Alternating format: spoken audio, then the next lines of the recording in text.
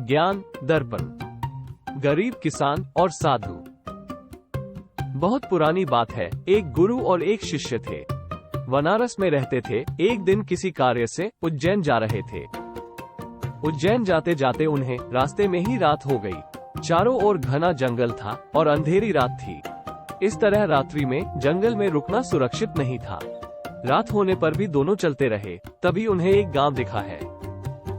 गुरु और शिष्य दोनों ही गांव में चले गए। गांव में उन्हें एक झोपड़ी दिखलाई दी। गुरु ने शिष्य से कहा कि आज हम इसी झोपड़ी में रुकेंगे। गुरु और शिष्य दोनों झोपड़ी के पास गए और झोपड़ी का दरवाजा खटखटाया। झोपड़ी से एक गरीब आदमी बाहर आया। गुरुजी उस व्यक्ति से बोले, हम दोनों बहुत दूर से आ रहे हैं और रात्रि अधिक हो गई है। जंगल में रहना खतरे से खाली नहीं है, इसीलिए हम रात्रि में यहाँ रुकना चाहते हैं। वो व्यक्तिगत गरीब अवश्य था, किंतु दिल से बहुत नेक इंसान था। उसने सम्मान पूर्वक गुरु और शिष्य को झोपड़ी के अंदर बुलाया। उन्हें स्वादिष्ट भोजन करवाया और रात्रि में सोने के लिए बिस्तर भी लगा दिए। भोजन करने के पश्चात गुरुजी ने उस गरीब व्यक्ति से पूछा, तुम्हारा घर तो बहुत छोटा है, किंतु तुम दिल के बहुत धनवान हो। गुरुजी ने आगे पूछा, तुम्हारी रोजी रोटी का साधन क्या है? उस गरीब व्यक्ति ने गुरु के मुंह से अपनी प्रशंसा के लिए उनका धन्यवाद दिया और बोला, मेरे पास इस गांव में सबसे अधिक जमीन है, किंतु वो जमीन बंजर है, जिस पर किसी भी प्रकार की खेती संभव नहीं है। इसलिए मैंने अपनी रोजी रोटी पालन के लिए एक भैंस रखी है। उसी भैंस का दूध और घी बेचकर मैं अपनी रोजी रोटी चलाता हूँ। उस व्यक्ति की बात गुरुजी को कुछ अजीब सी लगी, किंतु वो कुछ नहीं बोले और सोने चले गए। देर रात में गुरुजी उठ गए और अपने शिष्य से चलने के लिए कहा। दोनों गरीब व्यक्ति को बिना बताए घर से निकल गए और जाते जाते गुरुजी उसकी भैंस को अपने साथ ले गए। अपने गुरु का यह आचरण शिष्य को अच्छा नहीं लगा और वो बोला, गुरुजी, इस गरीब व्यक्ति के पास रोजी रोटी का यही एकमात्र साधन है। अगर हम इसे ले गए तो यह व्यक्ति अपनी रोजी रोटी कैसे चलाएगा?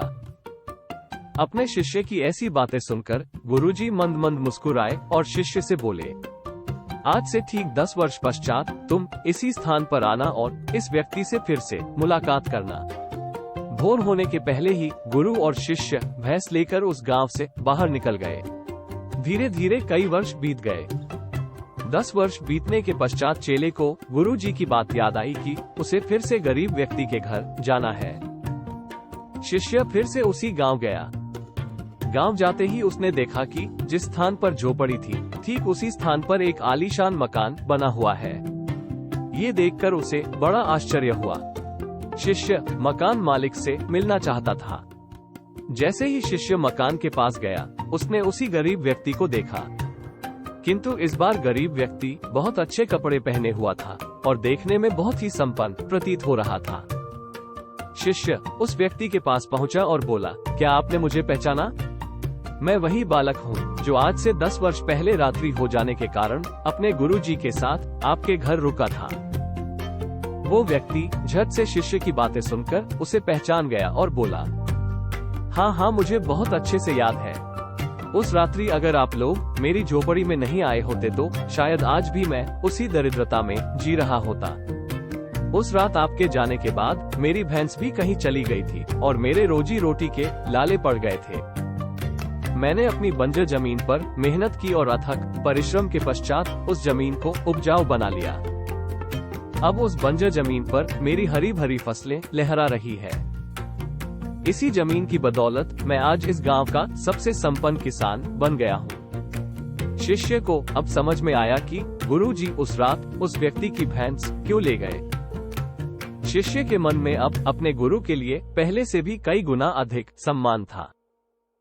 शिक्षा। गुरु और शिष्य की इस कहानी से हमें शिक्षा मिलती है कि गुरु द्वारा लिए गए निर्णय देखने में भले ही कठोर लगे, किंतु वो लोगों की भलाई के लिए ही उठाए जाते हैं और अथक परिश्रम के पश्चात बंजर जमीन को भी उपजाऊ बनाया जा सकता है।